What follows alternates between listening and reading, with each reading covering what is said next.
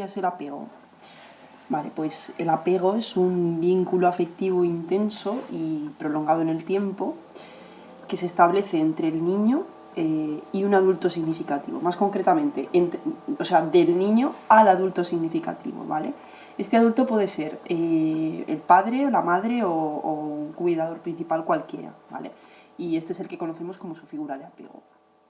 Este tipo de vínculo se caracteriza por un sistema de conductas organizadas, ¿vale? Es como un patrón de conductas que en condiciones normales y óptimas consisten básicamente en obtener la proximidad con la figura del apego, es decir, de un contacto, y de mantener este contacto para sentirse protegido, ¿vale? ¿Y ante qué situaciones se activan este patrón de conductas? Vale, pues básicamente por amenazas, ya sean físicas, ambientales o de relación. De relación sería, por ejemplo, pues la separación del niño con respecto a esa figura de apego. El apego empieza a formarse a partir de los 6 meses de edad aproximadamente y va creciendo poco a poco, cada vez como que va creciendo en intensidad cada vez a más, hasta los 18 meses, más o menos, que es cuando las estructuras cerebrales implicadas, que es sobre todo el sistema límbico, empiezan a a funcionar adecuadamente y le permiten al bebé relacionar qué es lo que pasa a su alrededor con sus propias emociones, ¿vale? Los niños cuando están ante condiciones, ya decimos, normales y ante un apego seguro, cuando el niño está cerca de su figura de apego se siente cómodo, se siente feliz, seguro y protegido, ¿vale?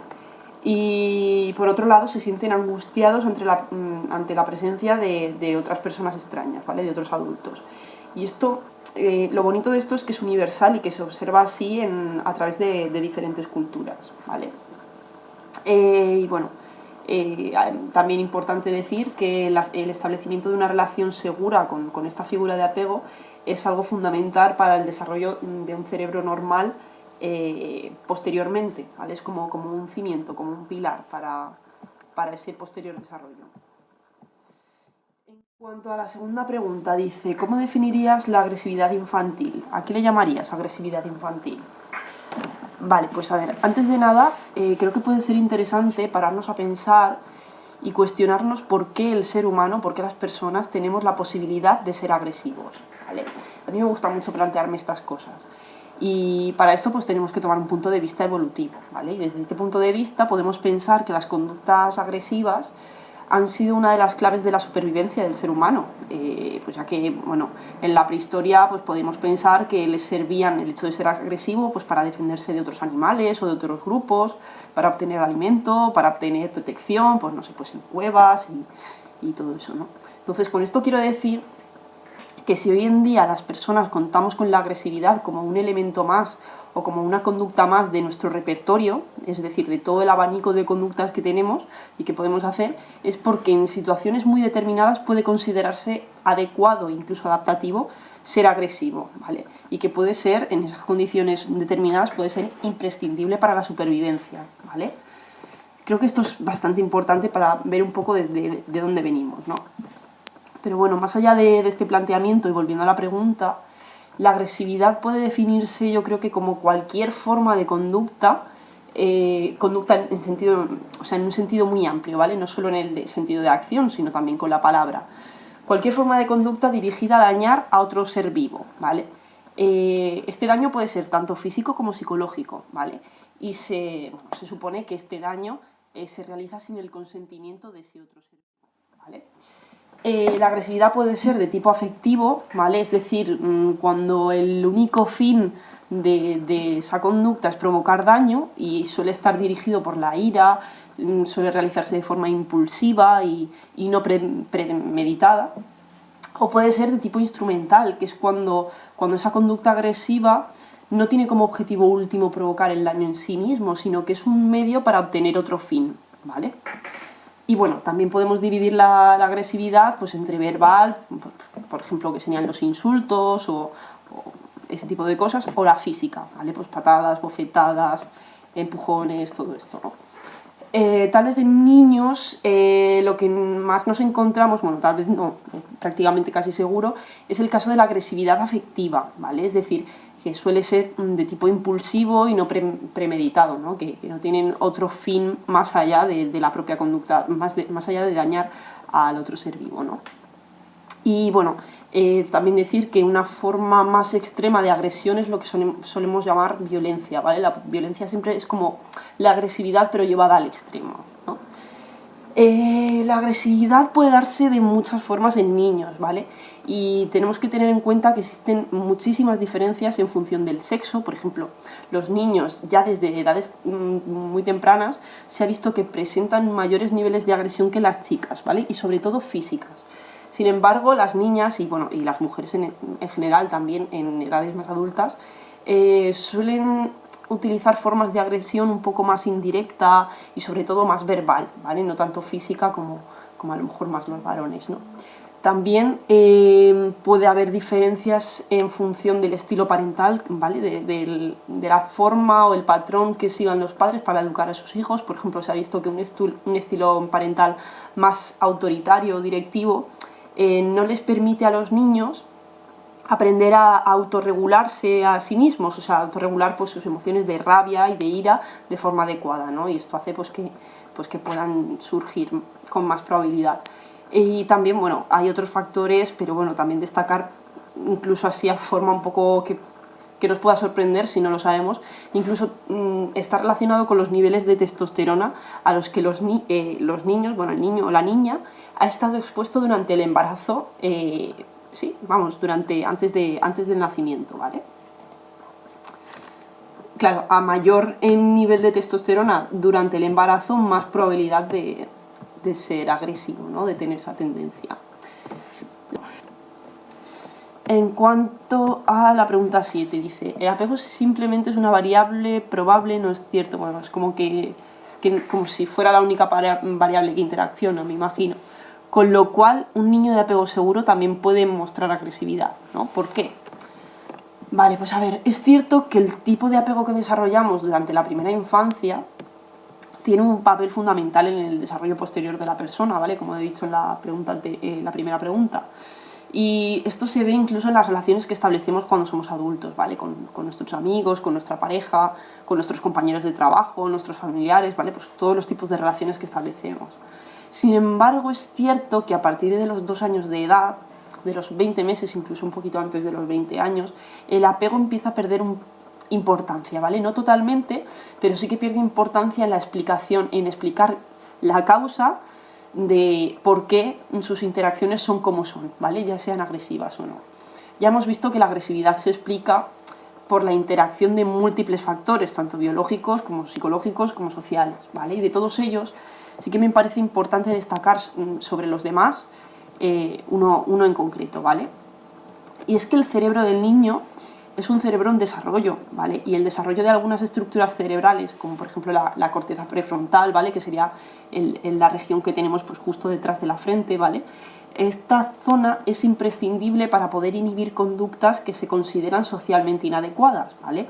Y bueno, intervienen otras muchísimas funciones como establecer planes de acción, para conseguir unos objetivos concretos y tomar decisiones y planificarse y bueno, muchísimas cosas, ¿vale? Entonces, entre otras muchísimas cosas. Entonces, el desarrollo de esta región cerebral se ha visto que no termina hasta los 21 o 25 años de edad, ¿vale? Dependiendo de los estudios te dirán una edad u otra, pero bueno, está claro que está en los 20 algo, ¿vale?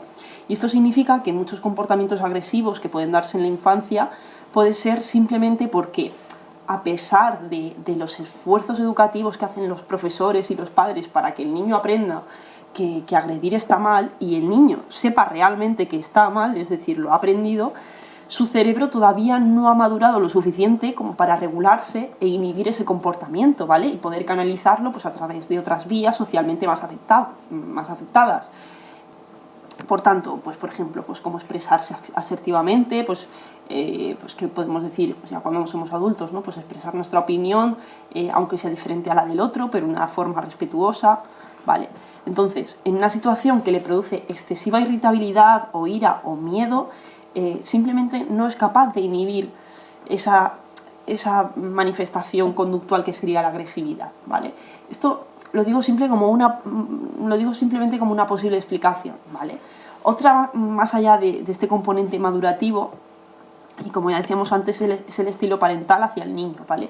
Un estilo parental excesivamente permisivo, al igual que pasa con el excesivamente autoritario, produce elevados niveles de estrés en los niños, ¿vale? Y esto es así en cuanto al permisivo, porque como todavía no es capaz de tomar ciertas decisiones con responsabilidad, porque no se ha desarrollado totalmente su cerebro, ¿vale? Pues es una cuestión de maduración, el niño necesita saber dónde están los límites, ¿vale? Y poner esos límites es responsabilidad de los padres, ¿vale? Una vez puestos los límites, es verdad que los niños probarán a saltárselos y a ver qué es lo que pasa cuando se los saltan, es decir, qué es lo que pasa más allá de... Pero ellos, si realmente no tienen claro dónde están esos límites, esto se puede convertir en una espiral en el que cada vez el problema sea cada vez peor, es decir, que vayan a más y que al final sea una cosa más difícil de controlar, ¿vale? Como profesional en tu campo, ¿cómo tratarías esa agresividad? Vale, a ver, tengo que decir que yo no tengo formación específica en psicología infanto-juvenil, ¿vale? Y que en este sentido sí que me gustaría recomendar el libro de Álvaro Bilbao que se llama El cerebro del niño explicado a padres, ¿vale? En este libro Álvaro Bilbao ofrece muchísimas pautas e ideas para educar a los niños, está centrado además en niños de 0 a 6 años y lo explica de forma bastante sencilla y amena y a la vez en gran parte basado en la evidencia científica, ¿vale? Entonces bueno, yo lo considero bastante útil en este contexto. Y volviendo a la pregunta, bueno, pues... Y los dos puntos clave que yo destacaría aquí como más básicos, ¿no? Como pautas para andar por casa, sería, la primera, poner límites bien definidos a los niños, ¿vale? Es importante que los niños tengan claro qué es lo que pueden hacer, qué es lo que no pueden hacer, en qué situaciones pueden y no pueden actuar de cierta manera y por qué, ¿vale? Y en segundo lugar, bueno, pues lo que decía anteriormente, ¿no? Reforzar las conductas que son socialmente aceptadas, o sea, y explicarles de forma asertiva, es decir, sin gritar, ni perder los papeles, ni ponernos muchas veces peor que ellos, ¿no? ¿Por qué no está bien agredir a otras personas cuando se den este tipo de situaciones, ¿vale? Incluso pues podemos intentar adquirir, o tomar una actitud empática y intentar hacerle al niño ponerse en el lugar del otro al que ha agredido, por ejemplo, ¿vale? En el caso de que las conductas agresivas ya se den de forma desproporcionada y persistente, ya sí que es necesario pues acudir a un profesional para hacer una evaluación y descartar posibles trastornos que puedan explicar esta agresividad, por ejemplo el trastorno negativista desafiante, un TDAH, otro trastorno del neurodesarrollo, trastornos de la conducta, ¿vale? Incluso alguna enfermedad más puramente médica y bueno, y en ese caso sí que habría que recibir un tratamiento ya adecuado y específico para ese caso, ¿vale? El mindfulness es una terapia que está a la orden del día en las escuelas. ¿Crees que es un buen método para reducir la agresividad?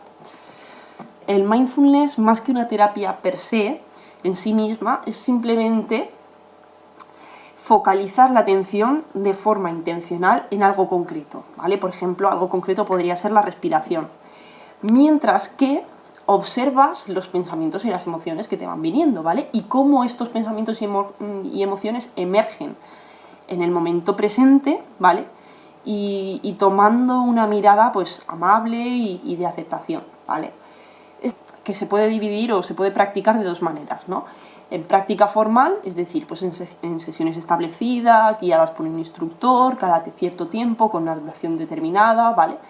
O en práctica informal. Esto quiere decir que la práctica informal se puede llevar a cualquier ámbito y momento de nuestra vida, ¿vale? Desde coger el ascensor, coger el autobús, hacer deporte, comprar el pan, cualquier cosa, ¿vale? En cualquier momento de nuestra vida podemos vivirlo como si fuera, o sea, podemos vivirlo de manera mindful, ¿no? Haciendo mindfulness.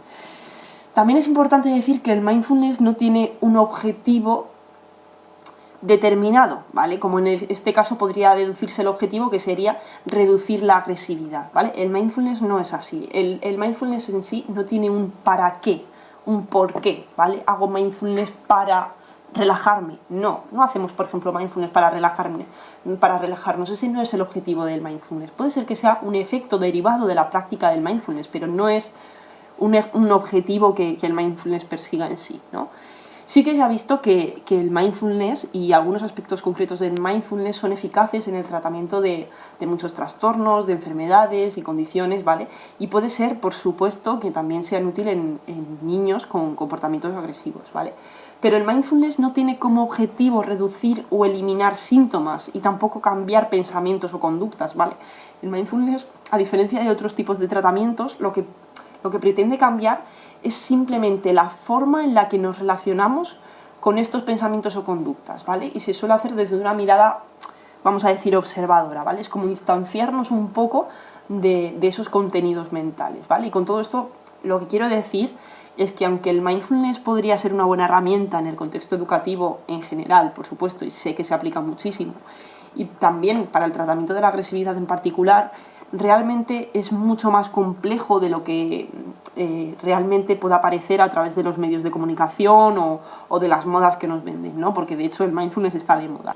Pero el mindfulness no es bueno de cualquier manera, ni para cualquier persona, ni en cualquier contexto, ni aplicado por cualquier persona, ¿vale? Eso es lo que simplemente la idea que quiere transmitir, que el mindfulness. Y, por supuesto, pues tendría que ser aplicado por una persona que esté bien. Ahora vamos a empezar con el cuento del pegón, ¿vale, Héctor? Vale, Empezamos, ¿eh? empezamos. Dice, seguramente sepáis de un niño o niña, o quizás más de uno, que está pegando siempre en la escuela. O a lo mejor eres tú, el que siempre está pegando a los demás, sin saber por qué lo haces. En el colegio, resulta que existía un niño que le llamaban el pegón, aunque su verdadero nombre era Santi. Todos los días el maestro terminaba de los nervios, porque cuando no era uno el que llegaba a casa y decía «Santi me ha pegado», llegaba otro con la marca de un bocado en el brazo, o varias llorando a la vez porque les había dado patadas en la espinilla. Por más que el maestro intentaba convencer a Santi para que no lo hiciera, este lo hacía con oídos sordos. Y seguía pegando sin ton ni son. Así le castigaron como si no. Era como si le diese igual cumplir los castigos, con tal de poder empatizar a unos pocos todos los días. En más de una ocasión, algunos papás y mamás de otros niños le esperaban a la salida del colegio, para hablar con los suyos y así regañarle delante de ellos. A lo que él respondía poniendo una cara muy tristona y los ojitos como para llorar, repitiendo una frase que la tenía más que aprendida. «No lo volveré a hacer más». Pero al día siguiente se volvía a repetir la misma historia. El maestro, que no se daba por vencido, decidió cambiar de estrategia. Y cuando al día siguiente acabó la clase, le pidió a todos los niños y niñas, a los que Santi les había pegado ese día, que levantasen la mano. Enseguida se levantaron 3 manos, luego otra y otra, hasta un total de 9. Después pidió que hicieran lo mismo a los que Javier, un niño muy pacífico de la clase, hubiese pegado, pero nadie levantó la mano, porque Javier se portaba genial. Luego pidió que lo hicieran a los que Nuria había pegado, y luego con Belén, y varios más. Pero a ninguno de ellos le levantaron la mano, porque ninguno de esos niños había pegado a los demás, pero Santi sí. Por último, preguntó a quién le gustaba ser amigo de Santi, y entonces nadie levantó la mano. Esto mismo lo repitió el maestro un día tras otro, hasta que el número de niños y niñas a los que pegaba Santi empezó a bajar, y subía el de compañeros que levantaban la mano cuando el maestro preguntaba «¿Quién quiere ser amigo de Santi?». Por fin, un día no pegó a nadie, y así siguió la mayoría del resto de los días, aunque en alguna rara ocasión se le escapaba un manotazo. Pero para entonces se había dado cuenta de que prefería estar jugando con sus compañeros que pegándolos. ¡Bien! ¿Qué te parece del cuento, Héctor? De Santi el pegón. Exquisitamente. ¿Qué te parece, por ejemplo, que Santi pega a sus compañeros? Una mala incoherencia. ¿Tú en tu clase tienes algún niño que pega a los demás? Sí, bueno, puede ser 10 más o menos. ¿Y a ti te ha pegado alguna vez? Más o menos 800 veces, más que una vez. ¿Y tú qué haces cuando él te pega? Pues defenderme un poquito y antes ir a la profe. ¿Y Si no me decían nada, pues... Muy bien. ¿Y la profe qué le dice al niño que te pega? ¡Oye, castigado! ¡Pam, pam, pam, pam! ¿Y se le lleva al rincón de pensar? En el patio no. En el patio los ponemos todos en la pared, pero en la clase lo mismo, los ponemos todos en la calle. O sea, le ponen mirando a la pared, ¿no? No, al revés. Mirando hacia toda la clase. Ah, pero apartado, ¿no? En plan castigado. Sí, Apartado del a resto de la la clase. pared. Sin jugar y sin hacer actividades, ¿no? Sí. Vale. ¿Y tú has pegado alguna vez a algún otro niño? No por defenderte, sino porque Vale. te hayas salido solo. Hombre, si pasa yo solo sí que podía, pero... Porque yo que como ese niño me ha pegado una vez, iba a pegarme y antes de pegarme le he dado una bofetada. Me quería dar la mano. Ah, o sea que, por ejemplo, si venía un niño que te pegaba todos los días y de repente venía como a pegarte, tú le pegabas ya antes de que él te pegara a ti. Sí, más o menos. Vale. Ahí está. Y cuando, por ejemplo, estás con un compañero y te enfadas mucho porque ha hecho algo que no te gusta nada. Le pongo un puñetazo como los zombies que están por ahí. Pero bueno, ¿y tú crees que eso está bien o que está mal? Exquisitamente. Y por ejemplo, en el cuento cuenta cómo Santi no tenía amigos porque pegaba al resto de la clase siempre. Y como siempre les pegaba, nadie quería ser su amigo. Entonces cuando Santi se empezó a dar cuenta de que no tenía amigos, empezó a dejar de pegar a la gente. Imagínate que tú eres Santi Vale. y no tienes amigos, porque los pegas. Tengo muchos amigos. Sí, pero tú imagínate que no los tienes, porque les pegas a todos ellos. ¿Qué haces? Pues hacerme amigos de los que no tenía nunca. Vale, muy bien, muchas gracias. Adiós. O cuando, por ejemplo, entráis todos del recreo, Aitor. Cuando entráis del recreo de vuelta a clase, os ponéis todos atacados. Bueno, no mucho. No mucho. ¿No mucho? No. O sea, ¿estáis más o menos tranquilos? Uy, ay. Un poco Yo revolucionarios. a veces me pongo atacadito. ¿Por qué?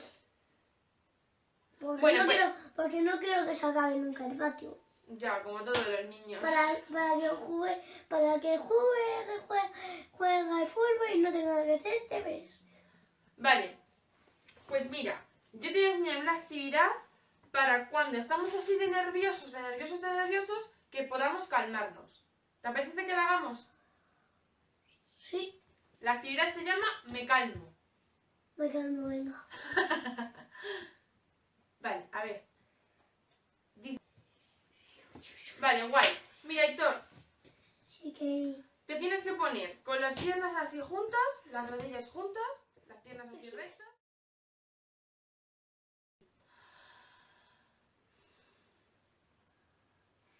Así, seguimos con los ojitos cerrados, ¿vale? Centrándome en la respiración.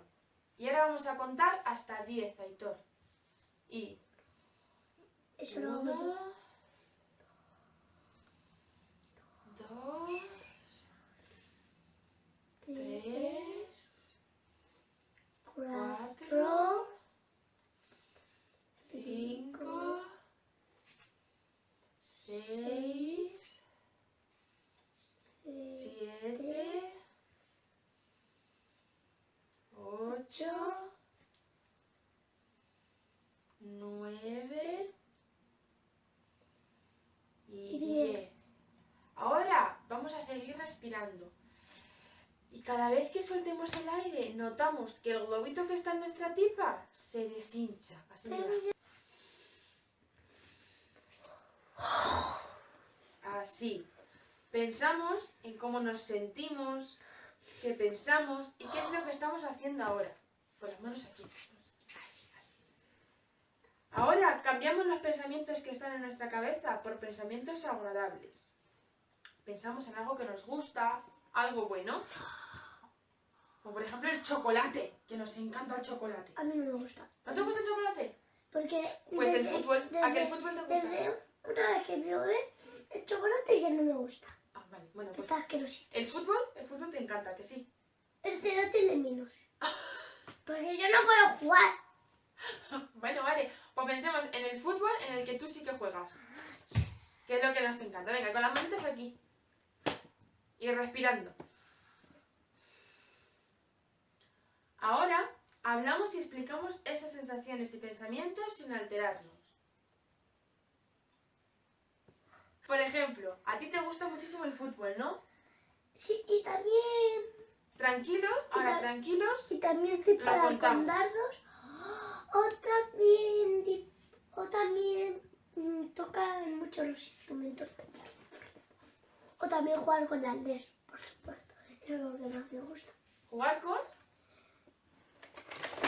NES. una pistola. A ver, enseñar, haz así. ¿Cómo se llama esa pistola? Nerf. ¿Y por qué te gusta jugar con ella? Es que tengo otra que es esa, porque tienen como balas. Tienes que poner aquí A ver esta. élite. Élite. Pues aquí pone me.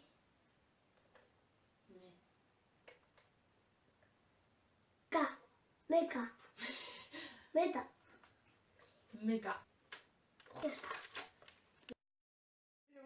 Pero esto da miedo, ¿no? Sí, es que, pero para eso tenemos caretas. Ah, o sea, y te pones una careta para que no te den la cara. Claro. Madre mía. Lo jugamos. Y mamá, cuando juegas en plan con mamá en casa a las pistolas, mamá, ¿qué te dice? Jugamos en el pasillo, más o menos. Y si me porto bien, sí que jugamos. Pero a mamá no le gusta que juegues con pistolas, ¿a qué no? Pero a veces, si pongo carita y gatito así, sí que puede. ¡Qué malo! ¿Pero por qué a mamá no le gusta que juegues con pistolas? Porque es agresivo. Pues muy bien. Fenomenal. Gracias, Aitor. De nada, adiós las entrevistas.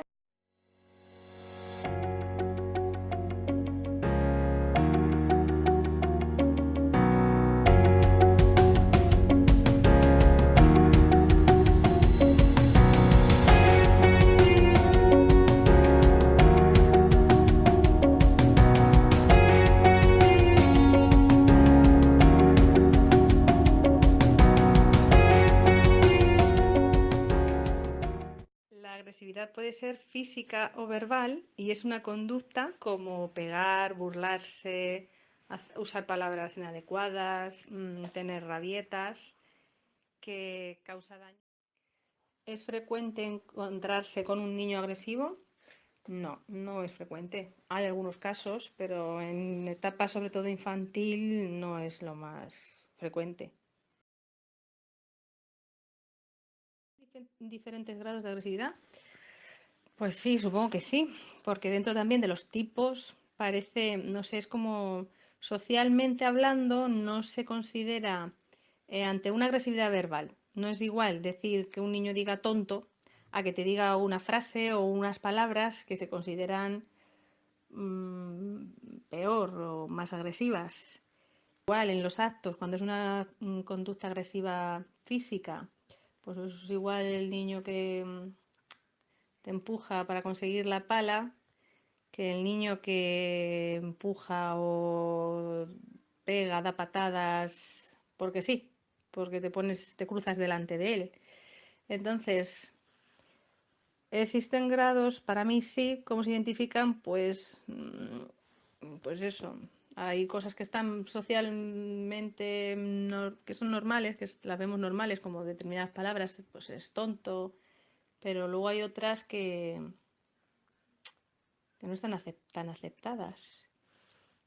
Como cuando es una agresividad física, pues igual, si el fin es, pues son niños pequeños que no saben compartir, que lo quieren todo, quieren conseguir lo que quieren y empujan, no, como que la causa es el motivo por el que agreden es ese, pero no es una agresión fuerte.